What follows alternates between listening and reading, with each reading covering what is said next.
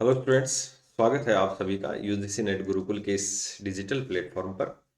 Students, यदि आप channel पे पहली बार विजिट कर रहे हैं तो एक बार फटाफट चैनल को सब्सक्राइब कर दीजिए ताकि रेगुलर अपडेट आप लोगों को मिलती रहे।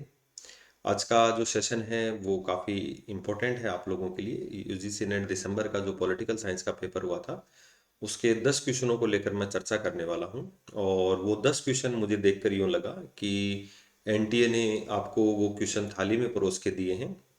मतलब एक तरीके से बहुत इजी पोर्शन वाला जो टॉपिक है उसका रहा। और शायद ही किसी स्टूडेंट्स के वो क्वेश्चन गलत हुए होंगे, या फिर मैं 100% भी कह सकता हूँ कि वो 10 क्वेश्चन तो कम से कम किसी स्टूडेंट के गलत नहीं हुए हैं। तो वीडियो को लास्ट तक देखना, और अलग जो क्वेश्चन है उनको लेकर भी अपन किसी वीडियो में चर्चा करेंगे। आज फिलहाल जो 10 क्वेश्चन है उनको लेकर अपन चर्चा करने वाले हैं। और मेरिट तो जो रहेगी उसको लेकर जो है वो ज़्यादा समय नहीं है, लगभग 20-22 दिन में आप लोगों के फाइनल रिजल्ट आ जाएंगे, फाइनल आंसर की भी आ जाएगी। तो आप लोगों ने वो चेक भी कर लिए होंगे क्वेश्चंस। तो ऐसे क्वेश्चन हालांकि एनटीए बहुत कम देता है, लेकिन इस बार जो है वो पेपर में बहुत इजी रहा इनका लेवल। तो ऐसे स्टूडेंट जो जून साइकिल वाला एग्ज़ाम देना चाहते हैं, अपना जेआरएफ क्वालिफाई करना चाहते हैं, तो उनके लिए जेआरएफ अड्डा एप्लीकेशन जो है वो काफ़ी महत्वपूर्ण उसका पड़ाव साबित होगा, रामबाण साबित होगा। आप यहाँ पर पेपर फर्स्ट और पेपर सेकंड दोनों कोर्स के लिए एनरोल कर सकते हैं, और साथ ही आप लोगों के लिए फ्री टेस्ट हैं, फ्री पीडीएफ हैं, और फुल लेंथ के मॉक टेस्ट हैं। ठीक है, तो पॉलिटिकल साइंस की कट ऑफ क्या रहेगी, कैसे रहेगी, वो तो अब कोई विवाद का मुद्दा नहीं है, क्योंकि जल्द ही रिजल्ट आ जाएगा आप लोगों का। लेकिन इन क्वेश्चनों को देखते हुए मुझे कई बार लगता है कि शायद अच्छी खासी रहेगी पॉलिटिकल साइंस की। और हालांकि पॉलिटिकल साइंस की हर बार बढ़ती भी है जो है। तो देखते हैं इस बार क्या रहता है। तो चलिए, ये जो अपना 10 क्वेश्चन थे उसमें कॉम्प्रिहेंशन वाला जो पोर्शन था, एक तो मैं बात करूं, जो दूसरा कॉम्प्रिहेंशन था वो तो पूरा बलवंत राय मेहता समिति या एक तरीके से पंचायती राज पर था। तो पंचायती राज वाले क्वेश्चन तो जहाँ तक हो सके स्टूडेंट्स, आप लोग अगर बिल्कुल पैराग्राफ को भी नहीं पढ़ते तो आप लोग कर सकते थे। जैसे बलवंत राय मेहता समिति का गठन कब हुआ था, अपनी रिपोर्टें कब पेश की थी, कितने स्तरीय पंचायती राज व्यवस्था की बात की, तो ऐसे क्वेश्चन बहुत ईजी रहे हैं। ठीक है, तो उन क्वेश्चन को तो अगर वो मतलब इतना आपका समय बचा, इन 10 क्वेश्चनों में आपको ज़्यादा समय नहीं देना पड़ा, और आपके डायरेक्ट क्वेश्चन हो गए थे वहाँ पर। तो पहला पैराग्राफ था ये ईस्ट तिमोर को लेकर था, जिसे अपन जो है तिमोर लेसेटे के नाम से भी जानते हैं। ठीक है, और 300 वर्षों से ज़्यादा ये पुर्तगालियों का कॉलोनी रहा, निवेश रहा, गुलाम रहा। और पुर्तगाली जब वापस चले गए तो इंडोनेशिया की फौज ने 1975 में यहाँ पर आक्रमण कर दिया। और ये इतिहास का सबसे लंबे समय और सबसे खूनी जो है गुरिल्ला युद्ध हुआ।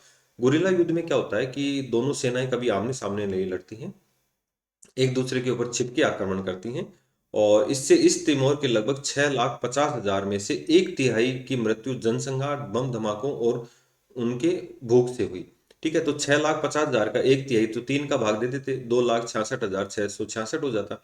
ठीक है, तो उसके आसपास का जो राइट आंसर है वो निकल के आ जाता, अगर आप थोड़ा सा भी इसमें टेक्निकल काम करते।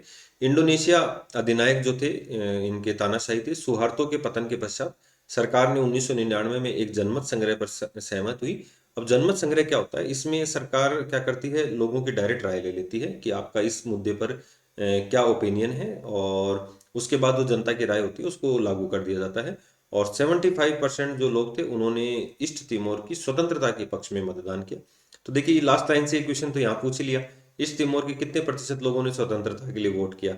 तो इसमें तो आपको सोचना ही नहीं था, डायरेक्ट आंसर था, 75% लोगों ने यहाँ पर इसके लिए जो है जनमत संग्रह में इसके पक्ष में वोट दिया।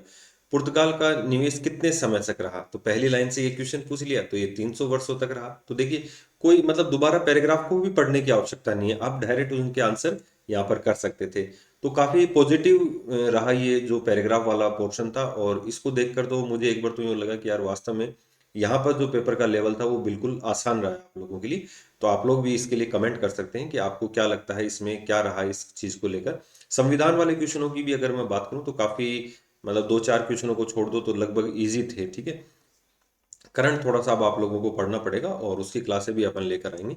ईस्ट तिमोर में जनमत संग्रह हुआ था, तो कब हुआ था, ये 1999 में जो है वो जनमत संग्रह हुआ था। तो यहाँ पर जो है ये 3 नंबर राइट आंसर हो जाएगा। मतलब कोई सोचने की जरूरत नहीं कि दोबारा पैराग्राफ को देखें भी क्या अपन। यहाँ पर इंडोनेशिया की फौज ने ईस्ट तिमोर पर आक्रमण कब किया, तो ये भी डायरेक्ट दे रखा था 1975 में। देखिए मतलब कोई लाइन टू लाइन ही दे रखा था। 1975 में यहाँ पर क्या कर दिया, आक्रमण कर दिया। ठीक है। और ईस्ट तिमोर के लगभग कितने निवासियों की मृत्यु जनसंहार, बम धमाकों और भूख से हुई थी, तो मैंने आपको कहा ना इसका 3 का भाग दे दो, 1/3 लोग हुए थे, तो 1/3 में 2,66,666 है, तो बेस्ट आंसर हो जाएगा 2,17,000 लोगों की यहाँ पर क्या हो गई थी, मृत्यु हो गई थी। ठीक है। तो ये तो इस पैसे से क्वेश्चन थे, कॉम्प्रिहेंशन से काफी इजी क्वेश्चन रहे।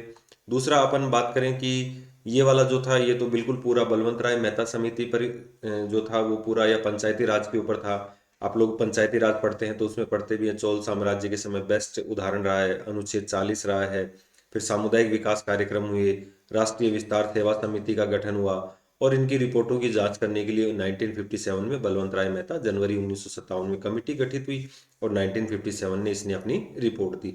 और इसने त्रिस्तरीय पंचायती राज की बात की थी, आप लोग जानते हैं सब। पहला जो है वो ग्राम स्तर की बात करता है, दूसरा जो ये बात करता है ये खंड स्तर की या ब्लॉक स्तर की बात करता है, और तीसरा जो बात करता है ये जिला स्तर की बात करता है सबसे ऊंचे। तो ग्राम स्तर पर जो होगी वो ग्राम पंचायत हो जाएगी, ग्राम स्तर पर जो होगी वो ग्राम पंचायत, एक मिनट, ग्राम स्तर पर जो होगी वो ग्राम पंचायत।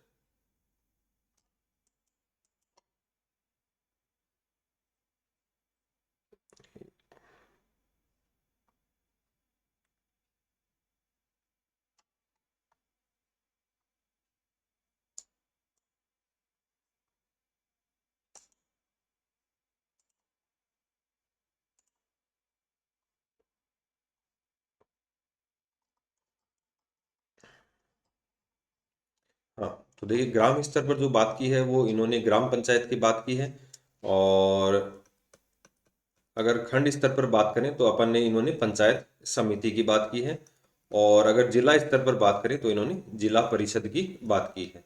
ठीक है। तो ये बिल्कुल तीनों जो ऑप्शन थे वो बहुत इजी तरीके से यहाँ पर दिए गए हैं। और पंचायती राज का स्थापना का प्रमुख कारण था विकेंद्रीकरण, डिसेंट्रलाइजेशन, और इसको यहाँ पर प्रजातांत्रिक विकेंद्रीकरण। ठीक है। तो देखिए यहाँ पर अगर बात करें जनवरी 1957 सरकार ने एक समिति की स्थापना की, जिसका उद्देश्य जो सामुदायिक विकास कार्यक्रम था, लोगों को समाज के कार्यों में भागीदारी बढ़ाने के लिए 1952 में चलाया गया। राष्ट्रीय विस्तार सेवा जो है 1953, इस समिति की जो थे, इनको जो कार्यक्रम बनाए गए थे उनके लिए जो एक समिति की गठन की गई, उस समिति के अध्यक्ष थे बलवंत राय मेहता। और इसने अपनी रिपोर्ट 1957 में जो है वो जमा की, और एक प्रजातांत्रिक विकेंद्रीकरण, ठीक है ये भी आप देखेंगे अपने, तो इनके लिए एक प्रजातांत्रिक विकेंद्रीकरण किया जाए और उसकी समग्रता में पंचायती राज के नाम से जाना चाहे, और त्रिस्तरीय पंचायती राज की इन्होंने अनुशंसा की थी। अगर मान लो ये अशोक मेहता समिति का होता तो 1977 और 1978 में रिपोर्ट, और उन्होंने द्विस्तरीय यानी कि खंड स्तर को उन्होंने हटा दिया था। 2 अक्टूबर 1959 नागौर के बगदरी गांव से पंडित जवाहरलाल नेहरू ने जो है वो पंचायती राज व्यवस्था का उद्घाटन किया था। तो इसमें ग्राम स्तर पर पंचायत, ब्लॉक या प्रखंड स्तर पर पंचायत समिति, और जिला स्तर पर जिला परिषद की अनुशंसा की। तो क्वेश्चनों की अगर अपन बात करें, बलवंत राय समिति की नियुक्ति किसके कार्य समीक्षा हेतु की गई थी, तो ये सामुदायिक विकास कार्यक्रम और राष्ट्रीय विस्तार सेवा 1953। ठीक है। तो ये तो डायरेक्ट यहाँ पर तो बहुत इजी, इसमें तो बिल्कुल भी आप लोगों को जोर नहीं आया होगा, और बिना पढ़े भी आप लोग ये कर सकते थे। बलवंत राय मेहता समिति ने जो प्रस्ताव दिया था वो कितने स्तरीय था, तो ये भी जो हो जाएगा वो त्रिस्तरीय यहाँ पर इनके द्वारा प्रस्ताव दिया गया। नेक्स्ट अपन बात करें बलवंत राय समिति की नियुक्ति कब की गई थी, तो ये साफ दे रखा है जनवरी 1957 में भारत सरकार ने एक कमेटी बनाई है जिसको अपन बलवंत राय मेहता कमेटी कहते हैं। ऐसे क्वेश्चनों को थोड़ा सा एक चीज और, मैंने जैसे आप लोगों को पिछले जो एक 100 क्वेश्चन का वो करवा रखा है उसके अंदर भी मैंने 2 पैराग्राफ आप लोगों को कॉम्प्रिहेंशन वाले सॉल्व करवाए हैं, आप उनको देखना, उनकी तुलना में तो बहुत ईजी रहा है ये पेपर। ठीक है। तो ऐसे जो क्वेश्चंस हैं आप जितना प्रैक्टिस करेंगे उतना आप लोगों के लिए इजी हो जाता है। पेपर फर्स्ट में भी है और पेपर सेकंड में भी है, तो दोनों में आप लोगों के लिए 15 क्वेश्चन ऐसे आते हैं जो कॉम्प्रिहेंशन से आते हैं। तो आप इनको बढ़िया प्रैक्टिस करके जाइए, आपके क्वेश्चन बहुत इजीली जो है स्मूथली सेव हो जाएंगे, सॉल्व हो जाएंगे, सॉरी। जिला स्तर पर बलवंत राय मेहता समिति ने जो अनुशंसा की थी वो जिला परिषद की थी, ये बिल्कुल डायरेक्ट फैक्ट था। और यहाँ पर अगर बात करें अपन बलवंत राय मेहता समिति की अनुशंसा जो प्रजातांत्रिक विकेंद्रीकरण, ठीक है ये बिल्कुल डायरेक्ट साफ स्पष्ट अक्षरों में दे रखा है, प्रजातांत्रिक विकेंद्रीकरण। तो ये 10 क्वेश्चन बहुत इजी रहे मुझे, बिल्कुल ये मान लो कि सामने इनके उत्तर पड़े थे, बस हमें केवल टिक करना था, ऐसा कुछ रहा। हालांकि एग्जाम में थोड़ा सा माइंड अपना जो है वो तनाव में रहता है, तो हम इतने जल्दी इन क्वेश्चनों को समझ नहीं पाते हैं। लेकिन बलवंत राय मेहता समिति तो सब पढ़ के गए थे तो सबका इजी हो गया। ठीक है, तो आपकी जो एक तो परसेंटेज कितनी बन रही है, कितने नंबर आ रहे हैं, तो आप लोग जरूर कमेंट करें। और नेक्स्ट जो जून साइकिल वाला पेपर है इसकी तैयारी आप समय से स्टार्ट कर दें। इधर उधर की बातों में समय बर्बाद ना करें, ज़्यादा समय नहीं है। दिन प्रतिदिन जो है जो लेवल है वो बढ़ता जा रहा है, तो आप लोग अपनी तैयारी को बेहतर ढंग से करें। इसके अलावा कोई भी आप लोग जो अपडेट चाहते हैं उसके लिए कमेंट कर सकते हैं, या आपको कोई भी जानकारी चाहिए आप रेगुलर चैनल के साथ जुड़े रहिए। आज के सेशन में इतना ही। Thank you.